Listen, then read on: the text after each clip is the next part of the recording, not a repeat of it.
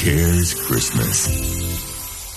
Hot 1027 breakfast, another wonderful time of the morning because smiles all around. We've got a full house of ladies. I've got Reverend Shona in. Good morning, Rev. Good morning, Bunny. How are you this morning? Wonderful, thank you. And we've got a really special story this morning. We have indeed. We've got two beautiful women here, Mary and Teresa. And this morning we're sharing a story about an organisation working at the heart of one of Gauteng's most vulnerable communities, a place where children face obstacles most adults would struggle to handle. Rainbow Children's Village supports children from the Jerusalem Informal Settlement in Roodepoort, a community where many little ones live in shacks with limited food, no running water, and very little safety. Some of these children have lost their parents, others are raised by their gogos on nothing more than that SASSA grant, which we know is not very high. Not at all. And among them are children living with neurodiversity who simply cannot cope in mainstream schooling. And that's where Rainbow Children's Village steps in, with education, transport, food, aftercare, and most importantly, love and acceptance. So 17 children currently receive specialised education through the organisation's Educated Child bursary program. 3 more live in their safe house in Westdean, including children who require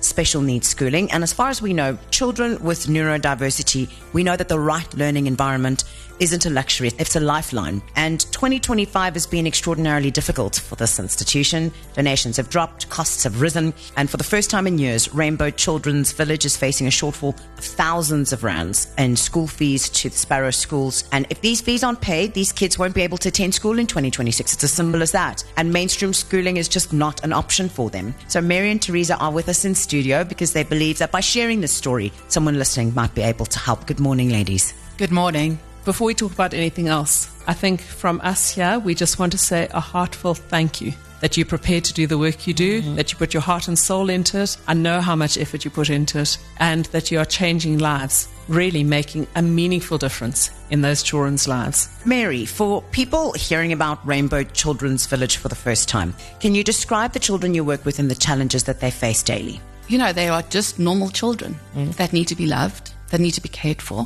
and they don't always have that support. At Rainbow Children's Village, we try and give them love and support that anybody else would need. And most importantly, we try and sort out education for them because education is key. And especially if you're neurodiverse, you need specialised education. You're not going to fit into a mainstream school where you become one of a number. So that's why we partner with Sparrow Schools so that we can send our children there. Sparrow, they get the specialised education, neurodiverse education they need. Each child is a specific child there. They're not a number. The classes are small, have extra therapy sessions. They do drama therapies. Lovely. And a lot of instances, the children don't even know they're receiving the therapy. It's just a big game. So they're happy children. I'm always amazed when I visit the aftercare that the children are happy and they're excited. And that's why we've just recently moved our aftercare to Sparrow. After school each day, the children go straight to aftercare. They get a snack. They do whatever homework needs to be done. They can now participate in sporting activities. And their taxis come at about 3:30, 4 later sometimes and take them home again.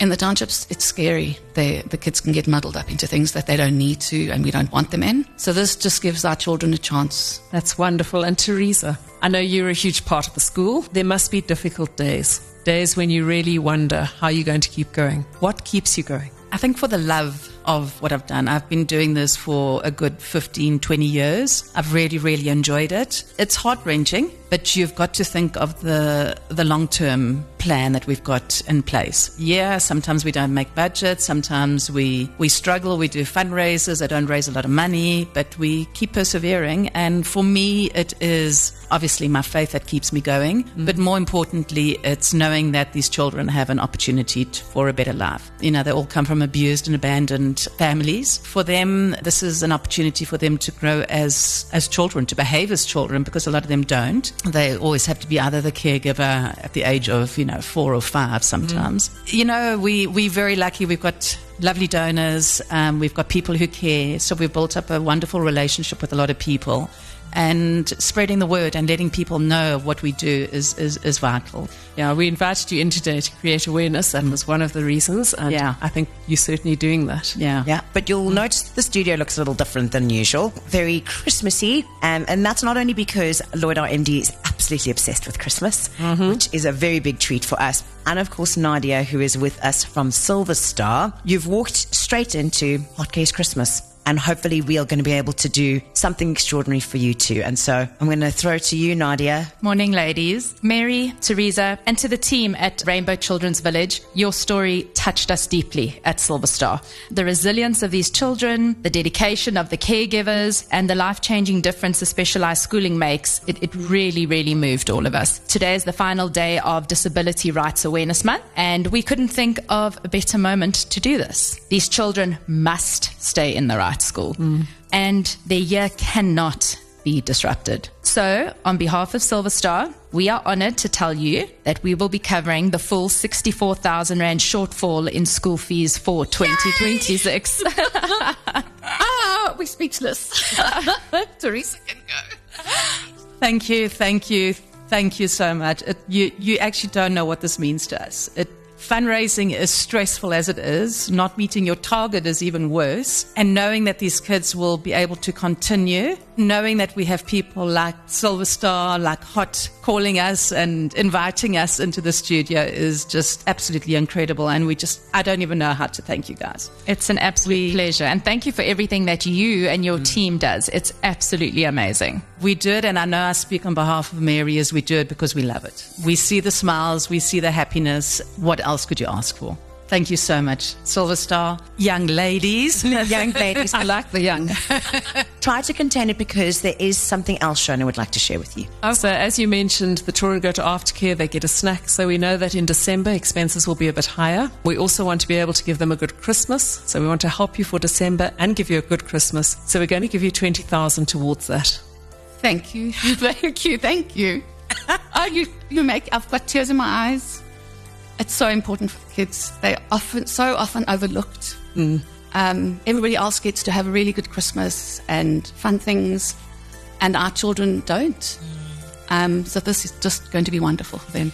And then, of course, if you've got one or two more flaps left in you, Yes, there is something more that Bunny will share with you. we'd also like to ensure that the kids start their academic year with all the things that they need. So we'd love to step in with school stationery and essentials to the value of 20,000 Rand so that all the kiddos have all their equipment ready for the new year.